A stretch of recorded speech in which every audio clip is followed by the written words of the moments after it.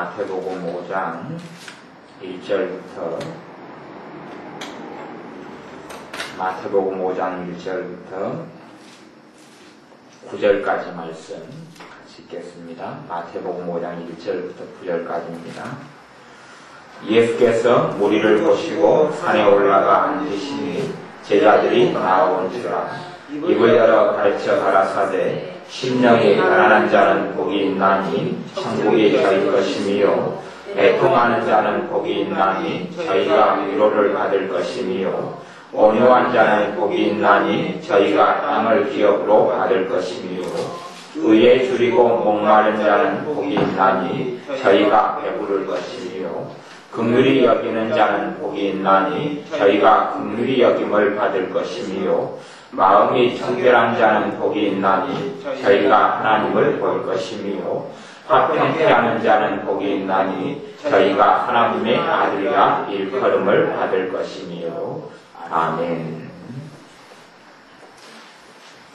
방금 읽은 말씀은 주님께서 하신 산상수훈 산상설교 가운데서 7복까지를 읽었습니다. 마지막 8번째, 주님을 위하여 핍박을 받는 사람이 8복, 8번째 복이고 7번째 복까지 읽었는데, 사실은 구약성경에서나 신약성경에서나 이 7번째, 7가지의 복에 대해서 종종 힌트를 던져주고 말씀을 합니다. 제가 보기에는 구약성경적으로 이야기한다면 이 7복을 한 가지 단어로 저는 압축할 수 있다고 생각합니다. 근데 어떤 단어냐 하면 겸비라는 단어입니다. 겸손이라는 단어가 될 수도 있습니다. 겸손, 겸비. 그것이 주님께서 말씀하시는 이 8복 가운데 7복을 꿰뚫는 단어일 거라고 저는 믿습니다. 정말 겸손하고 겸비한 사람은 심령이 마음이 가난합니다. 마음이 가난하다는 이야기는 자기가 의지하고 붙잡고 있는 것이 없다는 이야기. 누구 말고는요? 주님 말고는. 주 예수 그리스도 주님 말고는 자기가 붙잡고 의지하고 있는 것이 없다는 이야기. 주님만 붙잡고 있는 사람, 이것을 심령이 가난한 사람이다. 그럼 이런 사람은 천국을 소유하게 됩니다. 그런 사람은 하나님의 나라 천국을 내 고향으로 삼고 살게 됩니다. 또한 정말 철저하게 주님을 신뢰하고 의지하는 사람은 이 땅 위에서 하나님의 나라 천국을 맛보다가 진정한 하나님의 나라 천국에 들어갑니다. 이 땅 위에서 지옥 같은 삶을 살다가 천국에 가는 것이 아닙니다. 팔복은 살아있는 사람에게 하신 말씀입니다. 팔복은 주님을 따르는 주님의 제자들에게 하시는 말씀입니다. 그러니 팔복 가운데 드는 사람은 이 땅에 살아가면서 팔복을 누리다가 하나님의 나라에 들어가 팔복을 누립니다. 그러니 심령이 정말 가난한 사람은 천국을 현세에서 누립니다. 하나님의 나라는 여기 있다 저기 있다가 아니라 너희 안에 이미 임하였느니라. 우리가 기도하는 하나님의 나라도 그렇습니다. 우리가 주기도문 할 때도 나라에 임하옵시며 나라가 임하기를 원합니다. 나라가 임하게 주옵소서. 무슨 나라입니까? 하나님의 나라 천국입니다. 우리가 천국으로 가는 것이 아니라 주님의 말씀은 천국이 이 땅에 내려오게 하라는 겁니다. 우리는 많이 이 땅 위에서 서름과 슬픔 가운데 살다가 천국으로 가는 것을 많이 이야기합니다. 그러나 우리 주님께서는 너희가 천국으로 가는 것이 아니라 천국이 이 땅에 임하게 기도해달라고 이야기합니다. 나라에 임하게 해달라. 하나님의 나라가 임하게 해달라. 하나님의 나라가 임하게 해달라. 우리가 살아있는 동안 우리를 통하여 내 삶 속에, 내 가정에, 내 직장의 환경에, 내 인생 속에 하나님의 나라가 임하는 도구와 통로가, 그러한 축복의 통로가 우리가 되어져야 합니다. 또한 심령이 가난한 사람, 주님만을 붙잡고 있는 사람, 주님만을 붙잡고 있는 사람은 심령이 가난한 동시에 심령이 그 누구보다 부유한 사람이 됩니다. 예수 그리스도를 붙잡고 있는 사람은 부유한 사람으로 살며 이 땅 위에서 하나님의 나라 천국을 누리고 살아갑니다. 물론 이 땅 위에서 천국을 누리는 사람이 어찌 이 땅을 떠나서 영원한 천국을 소유하지 않겠습니까? 그러니 심령이 가난한 사람은 복이 있습니다. 겸손한 사람이 심령이 가난합니다. 교만한 사람은 자기의 재능을 붙잡고 있고 자기의 건강을 붙잡고 있고 자기의 재물과 명성과 자기의 가문과 학벌을 붙잡고 있기 때문에 심령이 가난하지 않은 사람이요 다시금 교만한 사람이 되고 말. 그러니 어떠한 면에서 심령이 가난한 사람은 겸손한 사람이 심령이 가난한 세계 속에 쉽게 들어가. 애통하는 자는 복이 있나니 저희가 위로를 받을 것임. 애통하는 것은 우는 것을 애통하다 그럽니다. 그런데 성경에서는 애통한다는 것을 그냥 우는 것을 애통이라고 여기지는 않습니다. 부모가 자식을 잃어버려서 애통하는 것은 애통이라고 보지 않습니다. 참다운 애통은 내 인생 가운데서 울고 절망할 애통할 일이 있는데 그 애통 속에서 하나님께 나아가는 것을 이야기합니다. 그러니 애통에는 크게 첫째는 회개의 애통을 성경적으로 애통이라고 그럽니다. 하나님 앞에서 겸비한 사람은, 성경에 겸비한 사람은 반드시 회개 기도를 했습니다. 겸비한 사람은 죄를 뒤집어쓰고 하나님께 회개하는 삶을 살았습니다. 하나님 앞에 죄인으로 나아가서 주님의 의를 입었습니다. 내가 죄인으로는 하나님께 서 있을 수 없는데, 죄인으로는 하나님께 못 나아가는데 회개를 통하여 주님의 의로우심이 우리에게 입혀지고, 그래서 하나님의 보좌 앞에 예수님의 피를 통하여 담대하게 나아갈 자녀들이 되는 것. 그러니 애통하는 자가 하나님의 위로를 받을 수밖에 없습니다. 애통하는 자가 하나님의 위로를 받을 수밖에 없습니다. 그렇지요. 위로라는 것은 위로라는 것은 말뿐인 위로는 위로가 아닙니다. 자식이 없는 사람에게 너에게 자식이 생길 것이다. 그리고 자식이 안 생깁니다. 그건 위로가 아닙니다. 하나님의 위로는 그것이 아닙니다. 자식이 없는 사람에게 하나님의 위로가 너에게 자식이 내년 이맘때 있을 것이다. 그건 하나님의 위로는 내년 이맘때 자식이 생깁니다. 병든 사람에게 하나님의 위로가 너가 치유될 것이다. 너가 지금 고침받을 것이다. 그게 하나님의 위로고, 하나님의 위로는 지금 고침받습니다. 하나님의 위로는 치유됩니다. 가난한 사람에게 하나님의 위로가 너가 부욕해 될 것이다. 그러면 영적으로 육적으로 부요함이 하나님의 위로는 찾아옵니다. 사람의 위로는 말뿐인 위로가 많습니다만은 하나님의 위로는 진실한 위로입니다. 하나님의 위로는 실제적인 위로입니다. 그러니 애통하는 사람은 하나님의 위로를 받게 됩니다. 애통하는 사람은 울고 통곡하고 하나님께 나아가 죄인으로 회개하는 사람은 하나님의 위로를 받게 됩니다. 어떠한 사람이 회개합니까? 교만한 사람은 회개하지 않습니다. 그러나 겸손한 사람은 회개하고 하나님께 자신을 낮추고 겸비한 사람은 회개하고, 그러니 겸비한 사람이 팔복 가운데 두 번째 복인 애통의 복 속에 들어가기가 쉬운 겁니다. 세 번째는 온유한 사람이 복을 받습니다.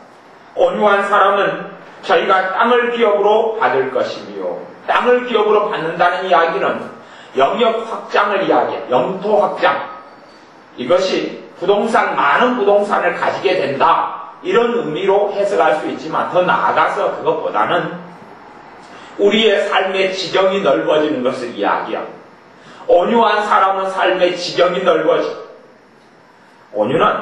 저는 이 온유를 사람이 너그럽고 부드럽다, 이런 온유가 기본적인 뜻인데, 마음이 너그럽고 그걸 이야기하는 성경에서 이 팔복은 첫째는 하나님과 우리의 관계입니다.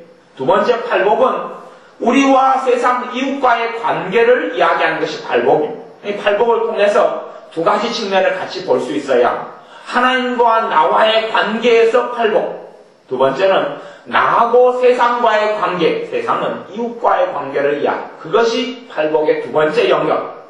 그러니 온유하다는 것은 첫 번째 하나님과 나의 관계에 있어서 온유, 내 마음이 부드럽다 하는 것은 무엇입니까? 하나님께 순종하고 복종하는 마음을 이야기합니다.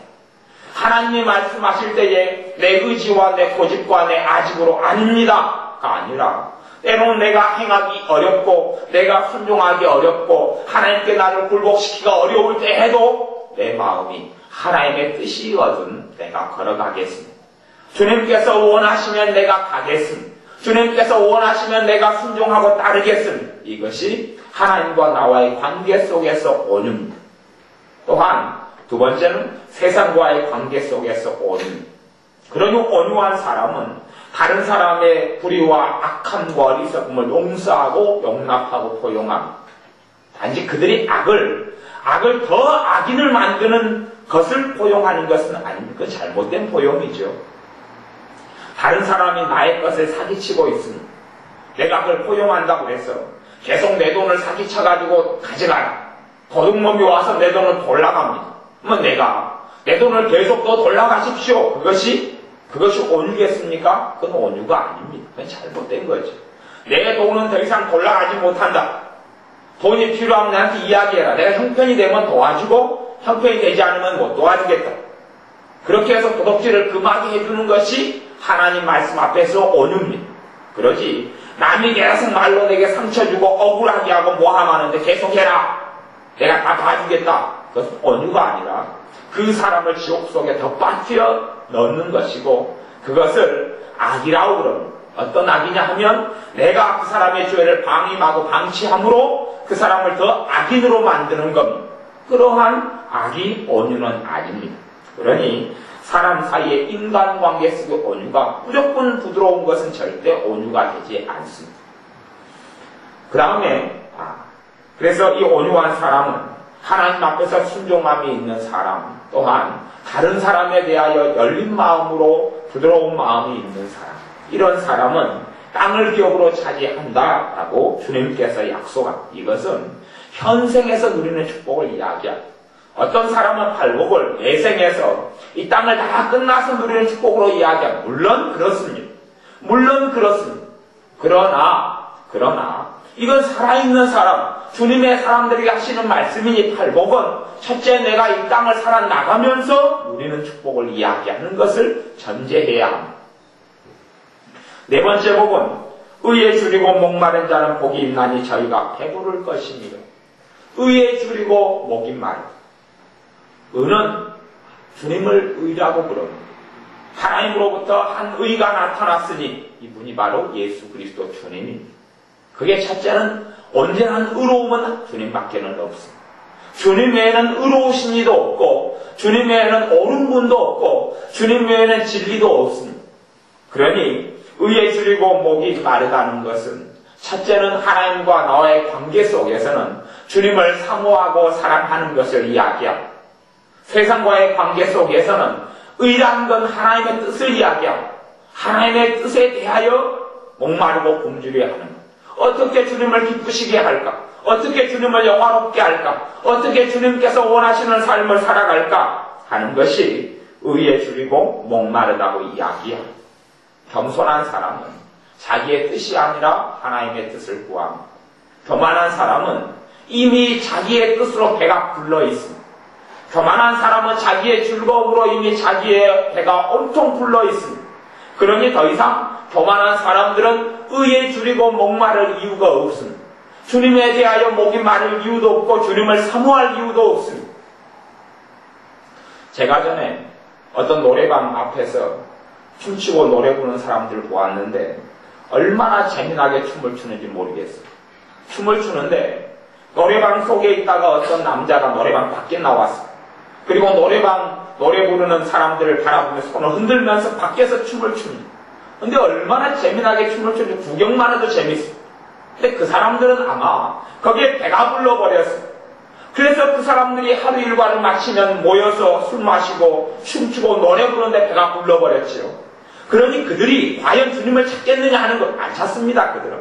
그들은 안 찾고 그 가운데 살다가 십중팔구 지옥으로 떨어져 버립니다. 인생이 천년 만년이 아니라 잠깐 후면 인생은 끝나버립니다.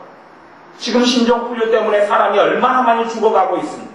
우리나라는 아직은 세 발의 핍니다만은 급속도로 사람들이 우리나라도 죽어갈 겁니다. 미국 같은 데는 이미 사람이 죽어간 사람 수천 단위는 그냥 넘어섰습니다. 우리나라도 지금 학교 선생님들만 해도 신종플루에 걸린 사람이 5,000명이 넘어갑니다. 그런데 절반 이상이 지금 치료받고 있습니다. 신종플루가 절반 이상이 치료된 이야기는 신종플루는 한 일주일이나 열흘 되면 낫습니다. 그런데 금방 급작스럽게 지금 번식해서 사람들이 더 무수히 많이 죽어가고 있어서 이번에는 유명한 탤런트 중에 한 명 아들이 죽었지 않습니까?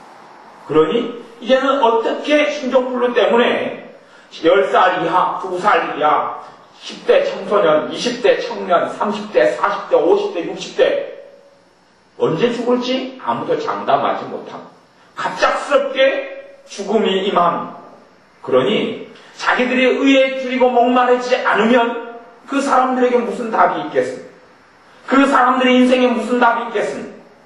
사람들은 요즘에 엑스레이도 나왔고 CT도 나왔고 또 CT 촬영보다 더 유명한 기계가 나와서 사람을 더 초정밀로 검사해서 병이 있는가 없는가 찾아냅니다. 그런 유명한 기계들이 발명되었기 때문에 사람들 안심하고 삽니다. 2년에 한 번씩 나이 든 사람들은 이런 몸을 검사할 수 있도록 국가에서 보조해줘서 신체 검사하고 질병을 검사하고 암 검사까지 할 수 있도록 해주니 사람들이 이제 마음 놓고 삽니다. 나는 그래 앞으로는 검사 한번 받으면 2년 동안 3년 5년 동안은 죽지 아니하리라. 10년 동안 아니면 죽지 아니하리라. 그리고 하나님께 나아갈 나를 준비하지 않습니다. 하나님 앞에서 내 인생을 계산해야 될 것을 전혀 생각하지 않습니다. 하나님 앞에서 내 인생을 어떻게 마무리할 것을 전혀 생각하지 않습니다. 그리고 온통 내 가정, 내 자식, 내 건강, 내 인생 나만의 십자에 빠져가지고 살아갑니다. 물론 예수를 믿는 사람들 가운데서도 그런 사람들은 너무나 많습니다. 하나님을 전혀 기뻐하지 아니하고 예수를 믿는 사람들이 내 인생, 내 건강, 내 먹을 것, 내 입을 것, 내 살 것 그리고 온통 나에 대한 기도만으로 가득 채운 그리고 의에 줄이고 목마르지는 않습니다. 의에 줄이고 목마른 게 아니라 돈에 줄이고 옷에 줄이고 음식에 줄이고 집에 줄이고 건강에 목이 마르지 주님의 의에 목이 마르지도 않고 주님의 뜻에 목이 마르지도 않고 주님을 기쁘시게 하는 것에 목이 마르지도 않고 주님을 영화롭게 하고 주님께 순종하는 것에 목이 마르지도 않습니다. 그러니 사실은 의에 줄이고 목마른 자는 복이 난 자기가 배부를 것이며 배가 부르게 되는 것이 오지 않습니다. 주님께서는 우리를 배가 부르게 하시기를 원합니다. 이 배부르다는 것은 밥을 두 그릇, 세 그릇 먹어서 배가 부른 것이 아니라 영혼의 만족을 첫째는 이야기합니다. 영혼의 만족. 두 번째는 심령의 만족을 이야기합니다. 마음의 만족을 이야기합니다. 만족은 행복으로 이어지죠. 내 삶이 행복한 것을 이야기합니다. 내 삶이 허전하지 않고 허무하지 않은 것을 이야기합니다. 아무리 좋은 집을 가지고 있고 아무리 좋은 가정을 꾸렸고 아무리 좋은 자식들이 많고 그렇게 한다 할지라도 그 사람이 허무하지 않을 것 같습니까? 아무리 많은 걸 가진 사람이 우리가 보기엔 참 저 사람 같으면 정말 좋겠다 그렇게 부러워하는 사람이 정말 과연 행복한 사람이 얼마나 될 것 같습니다. 그런 사람이라 할지라도 진정으로 행복한 사람은 별로 없습니다. 별로 없다는 게 아니라 거의 없습니다. 자기 삶에 진정한 만족이 있는 사람은 거의 없습니다. 그러나 가진 것은 아무것도 없고 가정도 없고 자식도 없고 돈도 없고 재물도 없고 입는 옷도 별로 없고 먹을 것도 풍족하지 않아도 정말 주님과 함께 살아가는 사람은 가장 만족이 있고 가장 행복한 사람이 됩니다. 배부른 사람이 된다는 이야기, 영혼의 만족이 있는 사람이 된다는 이야기. 그러니 영혼이 만족을 누리는 사람, 심령이 만족과 낙을 누리는 사람, 잠언에서도 또한 전도서에서도 심령으로 낙을 누리는 것, 이것보다 더 큰 하나님의 축복이 없다고 그럽니다. 마음으로 내가 낙을 누리는 것, 마음속에 기쁨이 있는 것, 마음속에 행복이 있는 것, 마음속에 주님의 평강이 있는 것, 이것보다 더 큰 복이 없다고 이야기하는 것. 그런데 주님의 사람들은 이러한 복을 누릴 자격이 있음에도 불구하고 주님의 사람들 가운데 이러한 심령의 만족을 누리는 복을 누리는 사람은 별로 없습니다. 왜 없습니까? 주님의 사람이 주님의 말씀대로 의에 줄이고 목마르지 않기 때문에 그렇습니다. 주님의 목말라 하지 않기 때문에 그렇습니다. 주님에 대하여 주님의 뜻에 내 마음이 간절하지 않기 때문에 그렇습니다. 주님을 기쁘시게 하는데 내 마음이 불타오르지 않기 때문에 그렇습니다. 주님과 함께 동행하기 원하는 마음이 없기 때문에 그렇습니다. 자기의 길과 자기의 인생과 자기의 삶을 걸어가기 바쁘고 주님을 기쁘시게 하는 데는 아무런 마음이 없기 때문에 주님께서 우리에게 말씀하시는 팔복과는 우리가 관계가 없는 사람이 되고 만 이 땅 위에서 주님의 8가지 복을 누리는 사람이 안 되는 거죠. 사실 이 팔복 가운데 하나의 복만 누린다 할지라도 얼마나 큰 가치가 있겠습니까? 팔복 가운데 정말 주님이 이야기 8가지 복 가운데 사실은 하나만 누려도 하나님 앞에서 큰 행복이 있을 겁니다. 큰 축복이 있을 겁니다. 실제로는 이 8가지 복이 따로 떨어져 있지는 않습니다. 하나의 복만 누린 다음에 두 번째 복은 쉽게 찾아오고, 두 번째 복을 누리면 세 번째 복은 쉽게 찾아오고, 세 번째 복을 누리면 네 번째 복도 쉽게 찾아오고. 그러니 우리가 의에 줄이고 목이 마른 사람들이 되어야, 그래야지 주님의 배부르게 하는 축복을 받습니다. 우리가 삶에 만족이 없는 사람들, 왜 만족이 없느냐? 주님, 내 삶에 행복이 없습니다. 주님, 내 삶에 행복이 없습니다. 주님, 내게 행복을 주십시오. 그러면 주님은 내가 너에게 행복을 안 주려는 게 아니다. 너가 의에 줄이고 목마르지 않고 있지 않느냐. 너가 의에 줄이고 목마르고 있다면 너는 행복할 것이다. 의에 줄이고 목마르고 있다면 너는 배가 불러서 만족할 것이다. 너는 기뻐 춤출 것이다. 주님, 행복을 주십시오. 주님은 너가 의에 줄이고 목말라야 한다. 아니요, 주님, 나는 의에 줄이고 목마르고 싶지 않습니다. 그러나 행복하기만 해주십시오. 아니다. 너는 의에 줄이고 목마르지 않으면 행복할 수가 없다. 주님, 나는 내 마음대로 살고 싶으니 무조건 행복하기만 해주십시오. 아니다. 너는 의에 줄이고 목마르지 않으면 영혼의 만족이 없다. 그렇게 주님은 이야기하실 거예요.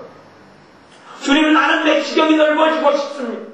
주님, 내 삶의 지경이 넓어지고 싶습니다. 주님, 나는 부유한 자가 되어져서 내 땅이 넓어지고 싶습니다. 내 사업의 지경이 넓어지고 싶습니다.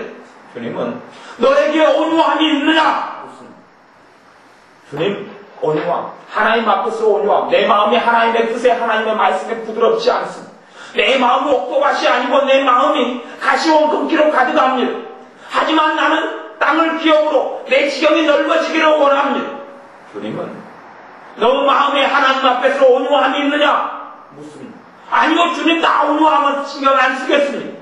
무조건 내 지경이 넓어지게 해주십시오. 주님은 아니다. 너는 내 앞에서 온유하지 않으면 땅의 지경이 넓어질 수 없다. 말씀하시는 겁니다. 주님, 내가 이 땅에서 천국을 누리고 살고 싶습니다. 매일매일의 삶이 천국이 되고 싶습니다. 매일매일의 낙원 속에 살고 싶습니다. 너가 심령이 가난하냐? 너가 심령이 가난하면 천국을 지금 누릴 것이다. 주님, 내 마음속에는, 내 심령은, 내 마음은 안 가난합니다. 내 마음에는 움켜쥐고 있는 게 너무 많습니다. 그래도 나는 천국을 누리고 싶습니다. 주님은 너가 움켜쥐고 있는 것을 놓아라. 그러면 천국을 너가 지금부터, 내일부터가 아니고 다음 달부터가 아니고 내년부터가 아니라 지금부터 누릴 것이다. 우리는 하나님의 자녀로서 어떤 사람들의 착각은 그런 착각들이 많습니다. 내가 지금은 비록 못 누리지만, 내가 하나님의 많은 은혜를 못 누리지만 내년에 내 믿음이 더 좋아지면 누릴 수 있을 것이다 착각합니다. 그건 잘못된 착각입니다. 내 5년 뒤에 내 믿음이 지금보다 훨씬 좋아지면 더 많이 누릴 것이라고 착각합니다. 물론 그런 착각이 다 거짓말은 아닙니다. 하지만 어떤 사람이 자식으로 사람으로 태어났습니다. 그러면 태어난 다음에 이제는 20살이 된 다음에 누릴 것이다. 아니요. 사실은 인간 세상에서 보면 애가 1살 때 더 행복하느냐, 20살 때 행복하느냐 그렇게 본다면 1살 때 행복한다는데 저는 내기를 한다면 돈을 걸겠습니다. 얘가 9살 때 행복할까? 9살 때 더 행복할까? 30살에 더 행복할까? 내기를 건다면 저는 2살 때 훨씬 더 행복하다고 저는 돈을 걸겠습니다. 그러면 사람의 행복과 마찬가지로 하나님의 자녀로 살아가는 행복도 똑같습니다. 나이가 더 들어서 더 장성하고 큰 다음에 누리는 행복도 물론 있습니다만은 진정한 행복은 믿음의 연수가 더 오래돼서 믿음이 더 성장해서 누리는 것이 아니라 사실은 하나님의 자녀이기 때문에 언제든 어디서든 누릴 수 있어야, 그러니 우리가 이 팔복 속에 들어오는 사람이 된다면 하나님의 온갖 가양 축복들과 은혜들을 지금부터 누리게 됩니다. 나중에 내 믿음이 20년 동안 더 큰 다음에, 10년 동안 내 믿음이 더 잘한 다음에, 내년에 더 믿음이 좋아진 다음에 팔복을 누린다? 아니요. 내가 팔복 속에 들어오면, 사실은 이 팔복은 그래서 제가 이 겸손함, 겸비함과 연결되어져 있다고 이야기했습니다. 겸비한 사람은 주님을 구합니다. 겸비하지 않은 사람은 주님을 구하지 않기 때문에 의에 줄이고 목마를 이유가 없죠. 참다운 의 대신 주님에게 목마를 이유가 없죠. 또한 주님의 뜻, 그것이 또한 은혜, 주님의 뜻, 주님을 기쁘시게 하는 것에 하나님의 말씀에 목마를 이유가 없죠. 왜요? 교만한 사람은 자기의 뜻으로 자기의 마음을 온통 채우기 때문에 그렇고, 겸손한 사람은 자기의 욕심, 자기의 욕망, 자기의 뜻으로 자기 마음을 채우지 않습니다. 그러니 자기의 뜻에 주목하지 않고 주님을 주목합니다. 그리고 배부르게 되는 겁니다. 긍휼히 여기는 자는 복이 있나니 저희가 긍휼히 여김을 받을 것이며, 이게 오복이죠. 오복. 5번째 복입니다. 긍휼히 여기는 사람. 긍휼히 여긴다 그 말은 머시, 자비를 베푼다 그 말은 자비를 베푼다. 자비를 베푸는 사람, 긍휼을 베푸는 사람 같은 말입니다. 그러면 정말 겸손한 사람이 자비를 베풀 줄 압니다. 자비는 받을 가치가 없는 사람에게 베푸는 것이 자비입니다. 예를 들자면 거지가 구걸하고 있습니다. 소경이, 장님이 이 돈보따리를 앞에다 놓고 돈 바구니를 놓고 거기에 지나가는 나에게, 행인인 나에게 돈을 달라고 하고 있습니다. 그러면 그 장님은 나하고 관련이 있느냐? 전혀 모르는 사람입니다. 저 사람이 나에게 언제 먹을 음료수라도 한번 사준 적이 있느냐? 전혀 안 사준 사람입니다. 저 사람 내 친척 관계가 있느냐? 전혀 관련이 없는 사람입니다. 그런데 지나가는 행인인 나에게 돈을 구걸하고 있습니다. 내가 그래서 그 사람이 불쌍해서 1,000원짜리 돈을 꺼내서 바구니 속에 집어넣어줍니다. 그것이 자비라는 이야기. 저 사람하고 나하고는 아무 상관이 없는 거예요. 아무 관련이 없는 거예요. 나하고 전혀 관계가 없는데 내가 1,000원을 주면서 자비를 베푸는 것. 이것이 긍휼이라는 이야기. 왜요? 하나님의 긍휼을 체험한 사람은 긍휼을 베풀게 됩니다. 하나님의 긍휼과 만난 사람은, 하나님이 내게 얼마나 자비하신지 그 자비를 맛보는 사람은 자비를 베풀게 됩니다. 어떠한 사람은 하나님의 자비를 전혀 모르고 자기가 사람들에게 자비를 베풀고 긍휼히 베풀면 하나님의 자비와 긍휼이 올 줄로 압니다. 그런 사람도 있습니다만은 그런 사람은 10중8구 위선적인 사람이 변화되기 쉽습니다. 그런 사람은 긍휼을 베풀어 놓고 하나님의 긍휼이 오기를 기다립니다. 그런데 이상하게 하나님의 긍휼이 안 옵니다. 그 사람은 그렇게 이야기합니다. 하나님 나는 한다고 했는데 왜 하나님은 나에게 안 합니까?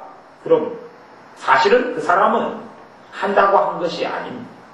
하나님 보고 한 것이 아니라 사람 보고 하는 것이 되고 위선적인 사람으로 행했던 것이 하나님 앞에서 하나님이 원하신 진정한 긍휼을 행하는 사람은 아니었습니다. 진정한 긍휼은 어떤 사람이 행할 수 있느냐? 진정한 긍휼은 주님의 긍휼을 맛본 사람이 할 수 있습니다. 진정한 긍휼은 주님의 자비하심을 체험한 사람이 합니다.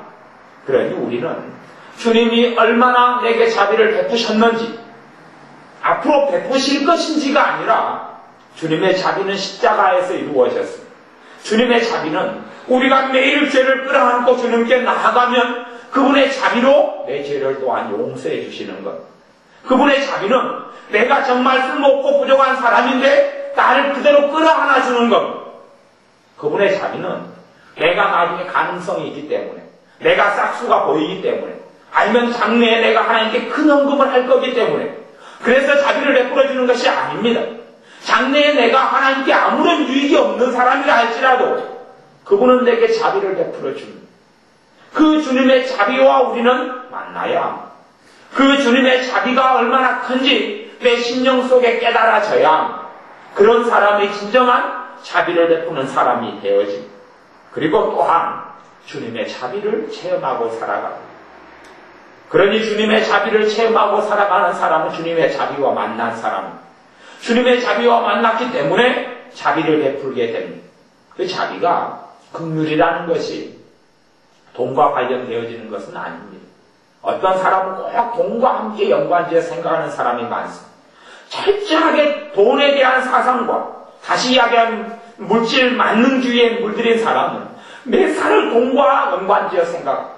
매사를 돈과 연관짓고 매사를 헌금과 연관짓고 매사를 내가 얼마나 많이 벌 수 있느냐, 내 손에 많이 가지고 있느냐, 매사를 그렇게 생각합니다. 그래서 긍휼을 베푸는 자 그러면 내가 얼마나 구제를 할 수 있느냐, 내가 얼마나 다른 사람에게 뭘 줄 수 있느냐로 생각합니다. 아니요. 우리가 사람들에게 줄 수 있는 것은 돈보다 더 큰 것들은 너무 많습니다. 주님의 복음이 가장 큰 선물이고 복음을 가장 먼저 전할 수 있고 두 번째는 그의 영혼을 위하여 복음 다음에 같이 있는 그의 영혼을 위해 기도할 수 있고 얼마나 더 큰 자비들이 많습니다. 내가 어떤 사람을 위해 기도하는 것과 돈과 비교한다면 돈을 베풀어 주는 것과 비교한다면 돈이라는 것은 정말 작은 것에 불과합니다. 내가 어떤 사람에게 주님의 복음을 전한다는 것과 주님의 복음, 주님이 당신의 죄를 위하여 죽으셨다는 복음, 주님께서 당신을 죄인된 당신을 부르신다는 복음, 주님께서 당신을 구원하시기를 원하신다는 복음과 비교하면 그 복음이 어떻게 10억하고 바꿀 수 있단 말입니다. 우리는 그 사람에게 단돈 100만 원을 주는 걸 더 큰 걸로 생각합니다만은 복음하고 비교한다면 돈 100만 원, 1000만 원 티끌보다 못합니다. 우리가 베풀 수 있는 자비는 얼마나 더 큰 자비들이 많은 줄 모릅니다. 그런데 우리는 꼭 돈으로 무엇인지 환산하고 생각하여야 합니다. 철저히 우리가 세속적인 물질 만능주의에 길들여졌다는 이야기, 거기에서 벗어나야 거기에 길들여지면 하나님께 받는 축복도 항상 돈으로만 계산하려고 그럽니다. 더 많은 돈을 벌면 더 큰 축복을 받고 더 많은 큰 집에 살면 더 큰 축복을 받고 누가 자식이 잘 됐다고 하면 야, 저 사람 큰 축복 받았네 그러고 아니요. 그것은 복 중에서 아주 작은 복에 불과합니다. 가장 큰 복을 이야기한다면 가장 큰 복이야 무수하게 많지. 하나님의 자녀가 누리는 복이야 지금 8복부터 시작해서 얼마나 많은 복들이 있습니다. 그러니 최소한의 하나의 복을 이야기한다면 우리가 생활 중에서 기도하고 싶어지는 마음이 수시로 드는 것, 이것같이 큰 복이 어디 있습니까? 기도하고 싶은 마음이 수시로 드는 것은 하나님과 나와의 관계가 끊어지지 않는 비밀에 속하는 것. 하나님께서 나와 수시로 만나고 싶어 하셔서 그분의 기도하고 싶은 마음을 내게 부어주시는 것을 이야기하고 하나님과 내 관계가 끊어지지 않는 것이 더 큰 복이 어디 있습니까? 그러니 거기에 비한다면 돈을 한 달에 500을 번다, 1000만 원을 번다는 게 무슨 가치가 있습니까? 당연히 이 땅에 잠깐 동안의 삶을 살아갈 때에는 큰 가치가 있게 보입니다만은 하나님 앞에 막상 내가 섰을 때는 그 티끌 같은 가치보다 없습니다. 티끌보다 못한 가치에 불과합니다. 하나님이 나와 만나서 너는 한 달에 얼마씩 벌다 왔느냐?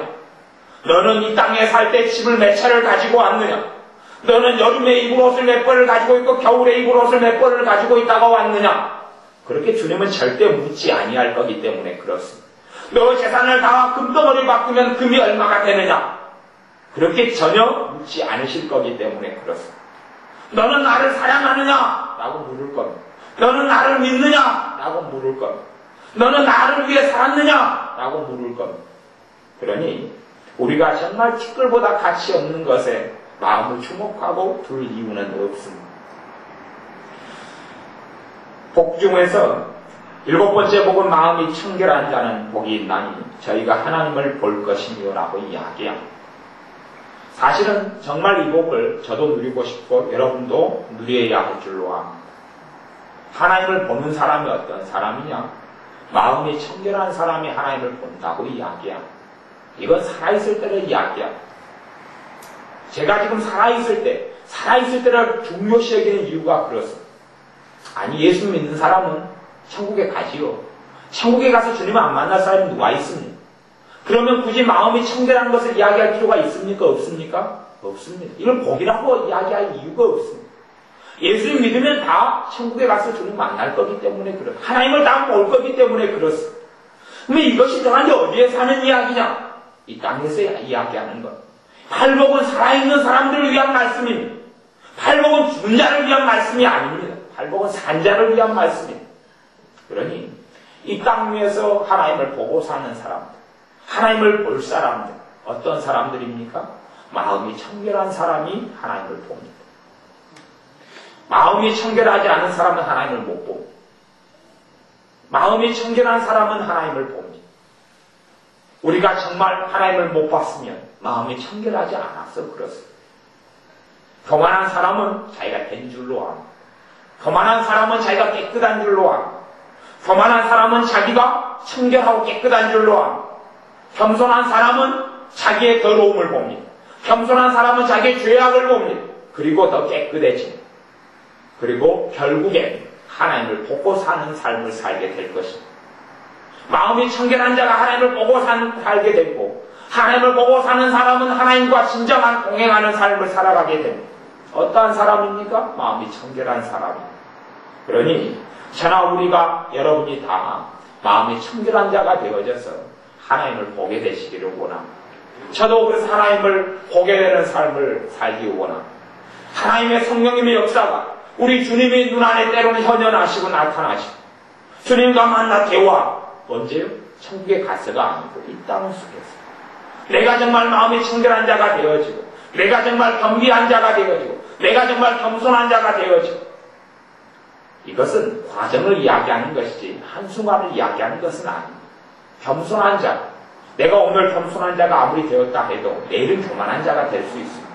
겸손이라는 것이 끊임없는 과정이지, 그런 겸손의 과정 속에서 이 팔복들을 누리게 되는 것. 그래서 구약 성경에는 히스기야 왕이 겸손함으로, 때론 아합 왕이 겸비함으로 죽을 사람이 살아났지, 므낫세 왕이 겸비함으로 심판받아야 될 자가 은혜를 받고 용서를 받았지, 그리고 회복을 받았어. 그래서 그 겸비 속에 이러한 모든 복들이 들어가 있는 것을 성경을 통해서 발견할 수 있습니다. 그러니 우리가 다 마음이 청결한 자가 되어져서 하나님을 보는 사람들이 되기를 원합니다. 7번째 복은 화평케 하는 자는 복이 있나니 저희가 하나님의 아들이라 일컬음을 받을 것이며, 화평케 한다는 것은 사람과 사람 사이에 이간질하지 않는다는 것을 이야기합니다. 내가 저 사람의 흠을 갖다가 이 사람에게 일러 바치고, 이 사람의 흠을 갖다가 저 사람에게 일러 바치면 사이는 멀어집니다. 이건 화평케 하는 것이 아니라 중간도 안 가는 것이고, 사람들을 더럽고 악하게 만들게 됩니다.